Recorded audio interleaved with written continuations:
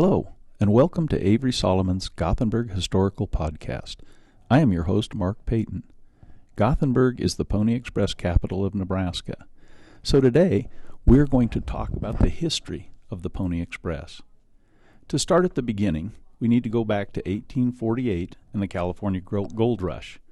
People by the thousands headed to California, and even 7 years later, in 1855, people were still heading west. It is estimated that in 1855 alone, there were at least 300,000 miners in the gold fields. Now you're probably thinking, Mark, why is this important?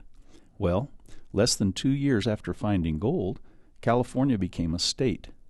A union state, to be more specific. If you've taken a pre-Civil War history class, you know that California, becoming a union state, gave the northern anti-slavery states an advantage in Congress. Soon after, America would be in a civil war. The Union wanted all the support they could get, and California was a huge help, but there's a tiny problem. Troops in California are 2,800 miles from Washington, D.C., and they needed to know what was going on. How was information going to reach California? Stagecoaches with mail were quickly thrown out because they were too slow. The Transcontinental Railroad was not yet built. Boat travel took literally months. The Union desperately needed to find a way to communicate with its Western allies. On April 3rd, 1860, the problem was solved. The Pony Express was founded by Alexander Majors, William H. Russell, and William B. Waddell. The 2,000-mile route from St. Joseph, Missouri to Sacramento, California, was divided into 5 divisions. Each division was further divided.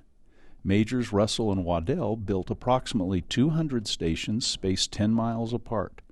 They bought 500 horses and hired 80 riders. Each station had a station manager, and all of this was set up in just 67 days. Most of the stations were located at existing ranch sites or near established military forts. Once created, how did the Pony Express work? A rider would begin his portion of the route at his assigned home station. He would travel a total of 100 to 150 miles, switching horses and transferring the mail at relay or weigh stations.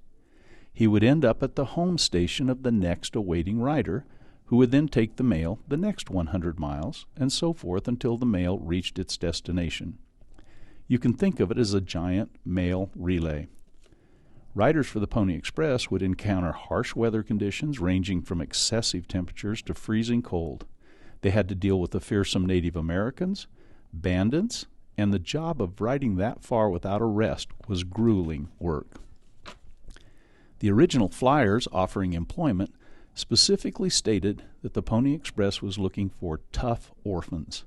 They had to be tough to endure the work, and if they were an orphan with no family, not only would they be more willing to work than someone with a family, if they were killed, there'd be no family for Majors, Russell, and Waddell to have to answer to. The riders themselves had to weigh less than 125 pounds, and they ranged in age from 11 to 42.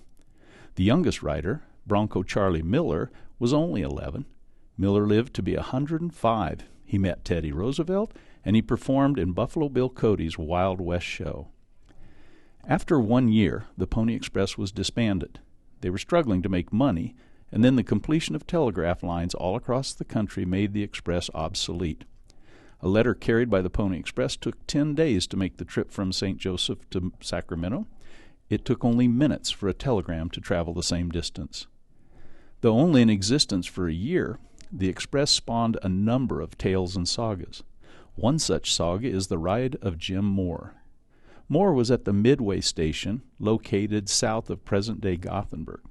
The Midway Station was named such because it was the halfway mark between St. Joseph and Sacramento. The westbound rider arrived at the station, and Moore took up the mail and headed west. He rode 140 miles without stopping except to change horses until he arrived at Julesburg, Colorado. There he handed over the mail to the next rider. But just as he arrived, the eastbound rider did as well. The next scheduled eastbound rider had been killed the day before, so Moore grabbed the eastbound mail and with no rest headed back to Midway Station.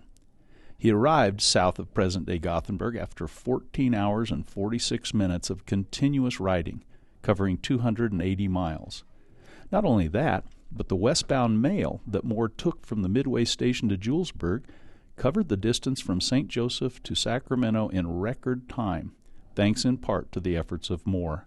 The Midway Station building still sits on its original site, located on the 96 Ranch 4 miles south of Gothenburg.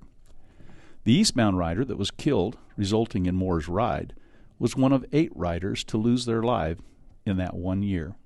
4 of the riders were killed by Native Americans, 2 froze to death, 1 rider died in an unrelated accident, and the 8th rider was hanged for murdering someone.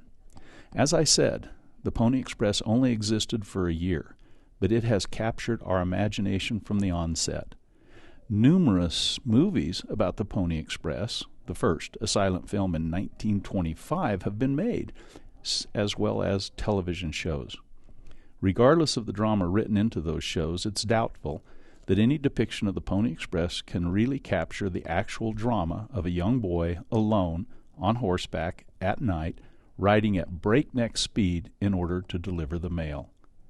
Thank you so much for listening to this episode of Avery Solomon's Gothenburg Historical Podcast. And thank you to Kimberly Graff and Trevor Gallus for letting us record this with the journalism's class equipment. Without their help, this podcast wouldn't be possible.